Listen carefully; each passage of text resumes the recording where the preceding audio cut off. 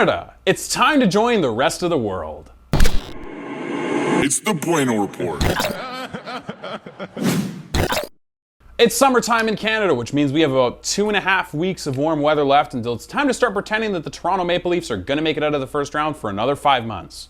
You want to know something I wasn't expecting? Some provinces are fully open. Saskatchewan's open, Alberta's open, and BC still has some restrictions left, but they're tree-hugging hippies out there, so they're probably not following it because they want to be outside.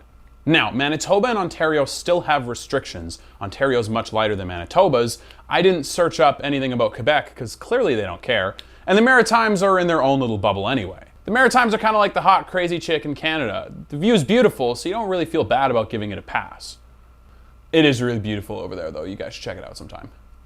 Between January and now, we've seen billions of dollars go unspent in COVID relief by Ontario. We've seen the WHO admit that PCRs do create false positives, and Fauci even admitted that wearing masks aren't as effective as he once believed. Maxime Bernier was arrested for having an outdoor protest in Manitoba, and Canada seems to be the only country where vaccine passports are actually picking up traction. Now, factor in the rise of drug overdose, starvation, poverty, mental health illnesses, suicide, the crash of the economy, and the crash of everybody's hope for the future, and I ask you this, was it worth it? For months, we were told the ICUs were overflooded and the ICUs were going crazy. In Ontario, Roman Baber showed that the ICUs are actually at the lowest they've been in over 5 years, to which they responded with, well, because the lockdowns work. And then they created field hospitals in Ontario, and after seeing just 32 patients, they closed down. Now, props to the Ontario government for actually creating extra hospitals, because that's what they should be fucking doing everywhere, not just adding a couple more ICU beds, Manitoba.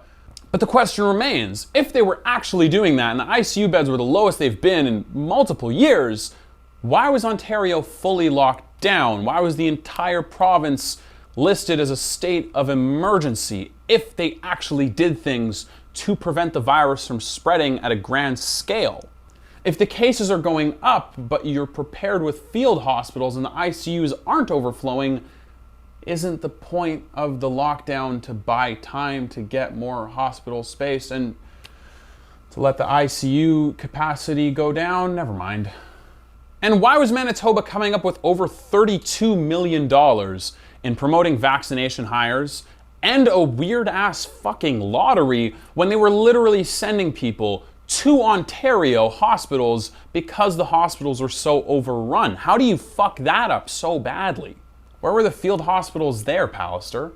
And also, am I fucking insane for thinking that people are more likely to get sick if they're locked up? Am I not the only one who's had my mental health in the gutter recently? And I'm not trying to say, oh, because I have it bad, everybody else is clearly having it bad. No, what I am saying is, if the rates of suicide and mental health illnesses are going up as high as they are, which is extremely alarming, I don't think that just locking everybody down and not looking for more creative solutions or being on the same page at a wider scale in terms of, hey, we can't just lock everybody the fuck down when they want to kill themselves is a good idea.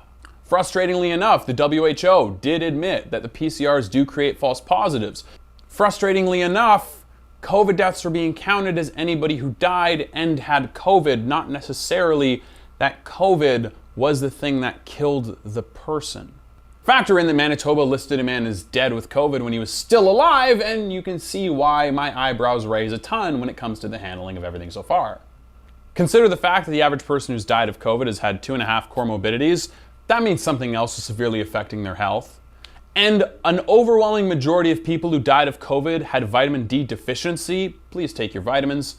And you can understand why so many people feel despair when it comes to looking at the future of the country. I'm confused and depressed and wondering what the hell's going on and when I'm going to be able to live my life the way the Canadian Charter of Rights and Freedoms says I can. Hint, it's all the time if you fight hard enough. I love how everybody who's been shouting down others online with their superiority complex has either been lying and just breaking the rules in their own right to what they feel is safe, or they went a year and a half without getting laid. But let's look at the real biggest issue with COVID. COVID and the lockdowns really fucked up the Tinder market. The goalposts keep shifting. And while that's actually to be expected, when something like this happens because we've never experienced it before. New information comes out and we need to adjust. It just feels like it's never done in the best interest of public health, which is what they keep repeating. Maybe exercising, spending time with loved ones, feeling fulfilled in your work and duty, spending time getting sunlight or vitamin D. Get those supplements, remember. And having a sense of meaning seem like things that can all help us get out of this collective funk and fog that we've been in. Instead, we were locked the fuck down, and anybody who had any questions was called a dangerous conspiracy theorist, and then later on was kind of proved right in a lot of ways. Although the vaccine stuff, the jury's still out on, in my opinion. My friend got double vaxxed, and I still can't use them like a metal detector, so I'll let you know how that goes. I'm gonna be honest with you guys for a second. There is a huge part of me that wonders, what if I'm wrong? What if I am just a stupid asshole who's worried about everything because I'm going nuts and a lot of people around me are going nuts? But in the reality of things, the right measures are being taken. I almost got you there, didn't I? While doubt is reasonable and necessary and absolutely something I've experienced, a lot of these restrictions don't make any fucking sense at all, and everybody has a right to be pissed at the government for making them.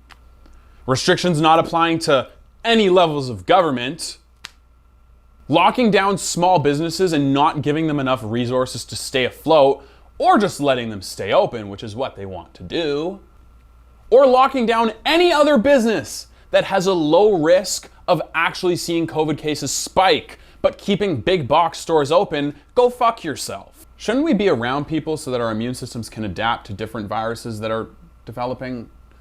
Whatever. Is it possible that people's immune systems are struggling and therefore we're prone to contracting more diseases because we haven't been around the usual triggers to strengthen our immune? Okay. Seasonality is a real thing. We live in a cold country with a lot of snow come fall and winter time. Is there going to be a fourth wave, or is it just people are getting sick and the PCR test is counting it as COVID? Are we going back to the fucking lockdowns? I really hope not. And an even more important question, can our mental health handle that? How many calls to the crisis line before the people working there want to smash their heads through the fucking wall? Not only has the government done a great job of fucking frontline workers, but social workers have taken a huge hit as well. If we're all in this together and funds are tight, you won't just pull $2 million out of your ass for a fucking bootlicker lottery, Brian Pallister. The incompetency is off the charts. Toronto Mayor John Tory is strongly calling for vaccine passports, while Premier Doug Ford, surprisingly, doesn't want them and says Ontario will not have them. Go Doug Ford?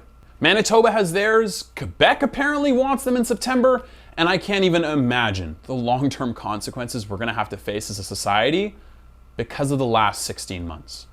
Vaccinations are supposed to be the final marker in a long, overdrawn saga. People are getting vaccinated at insane rates. Open this shit up, give us our fucking lives back.